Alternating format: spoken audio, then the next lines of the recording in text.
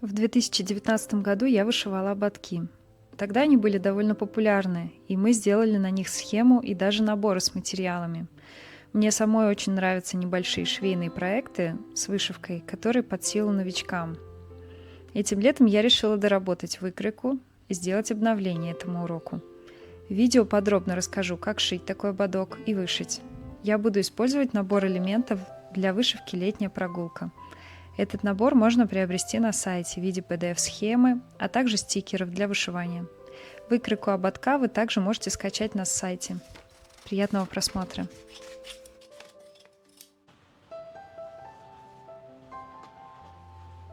Для ободка я использую ткань лен плотностью 150 грамм. Нахожу середину отреза и перевожу выкройку на ткань. Если ткань садится, лучше предварительно ее постирать. Вторую деталь мы переводим в конце, после вышивки. Для нее дополнительной ткани не нужно. Также я буду использовать металлическую основу. У меня тонкая, 4 мм. Такой ободок не давит, не ломается и хорошо держится на голове. И стикеры для вышивания «Летняя прогулка». Для ободка мне хватило одного набора. Вырезаю и приклеиваю на ткань в нужном мне порядке. Вы можете самостоятельно придумать расположение или скомбинировать с элементами большего размера. Далее запяливаю ткань, у меня пяльцы 20 см, и иду вышивать. Кстати, наши наборы стикеров теперь идут с набором мулине и иглой подходящего размера.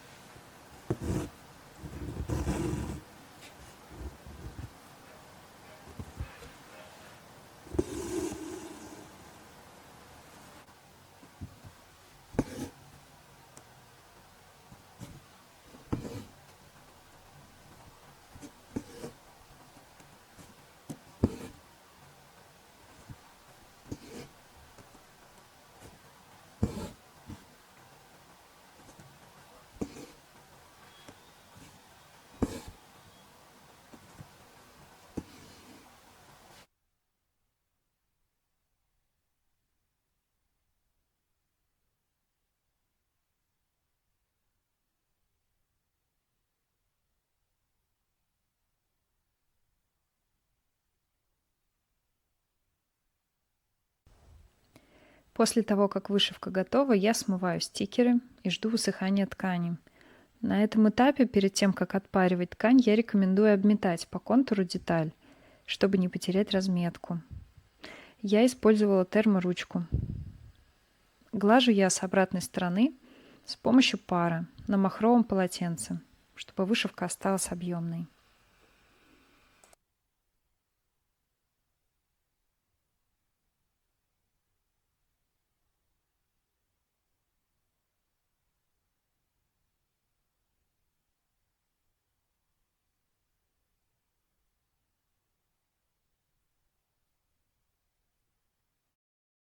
Теперь можно приступить к сборке и шитью ободка.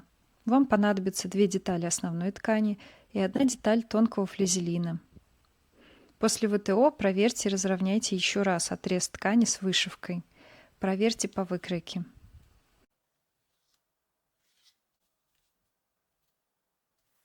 Сколите 3 детали и вырежьте по контуру.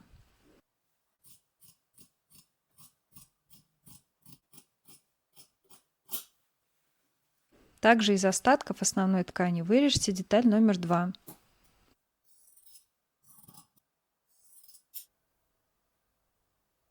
Затем сколите между собой заднюю деталь и деталь флизелина и найдите центральную линию, которая проходит вдоль. От нее нужно сделать строчку на машинке по 0,5 или 0,7 см, чтобы получился карман для нашей металлической основы, и она не съезжала с головы. Ширина кармана зависит от вашей металлической основы. У меня основа шириной 4 мм, а карман 1,4 см. Я прокладываю 2 строчки от центральной линии по 0,7 см. Затем я отрезаю лишние нитки и пробую, как входит основа. Если все хорошо, то я складываю заднюю деталь и переднюю лицом к лицу, отмечаю середину и прошиваю на машинке 1 см от края, оставляя посередине место, не зашитое для выворачивания, а также с одной из сторон, чтобы продеть потом металлическую основу.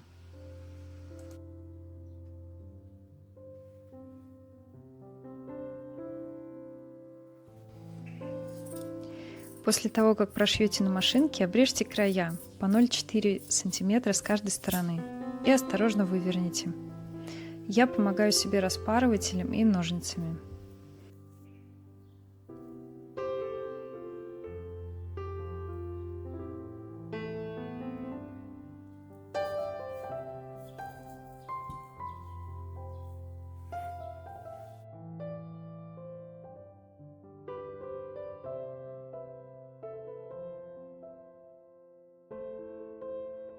Затем еще раз прогладьте с паром.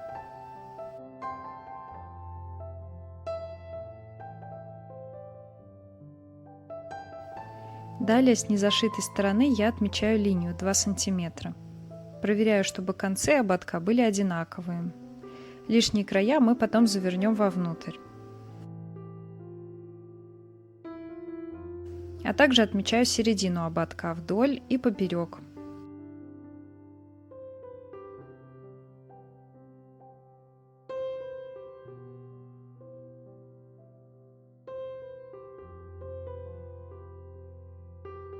Продеваю основу через отверстие и после этого заправляю лишнее.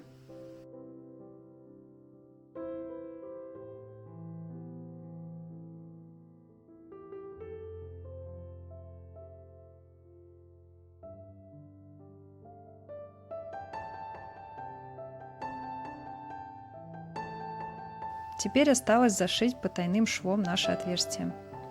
Я беру небольшую иглу и швейные нитки в тон к ткани и прошиваю, как на видео, делая проколы иглы параллельно друг другу, шагом 3-4 мм.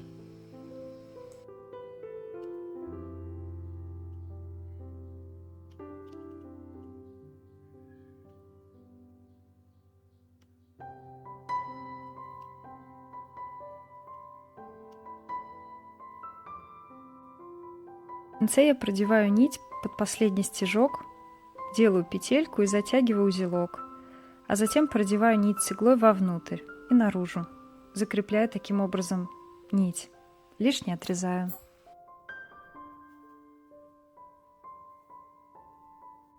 Здесь нужно сделать то же самое.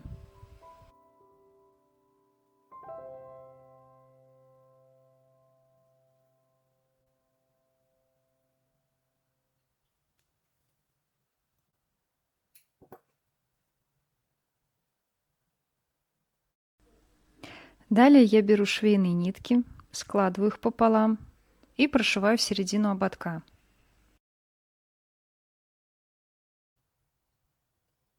Сборка похожа на сборку бантика.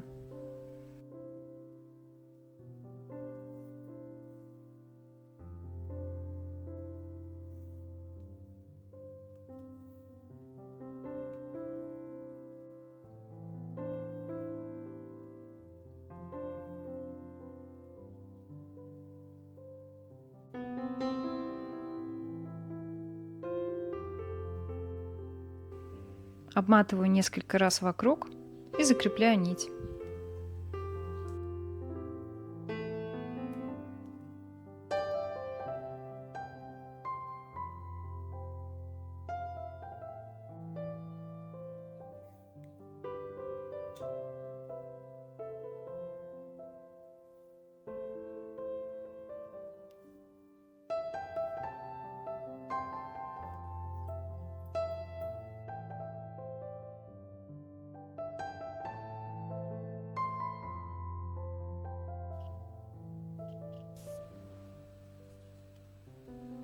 Теперь осталось закрыть середину ободка детали номер 2.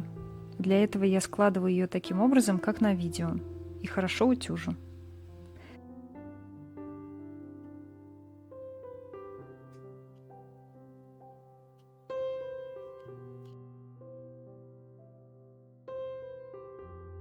Прикладываю ее поверх шва и пришиваю потайным швом.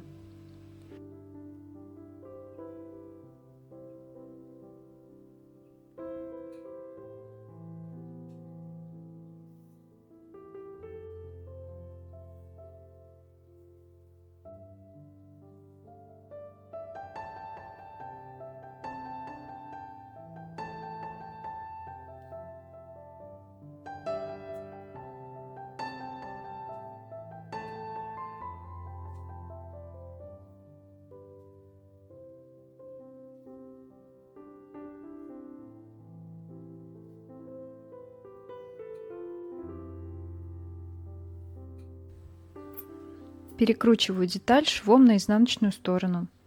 После того, как мы закончили, еще раз отпариваю ободок. Все готово.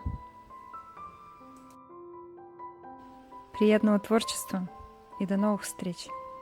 Пока.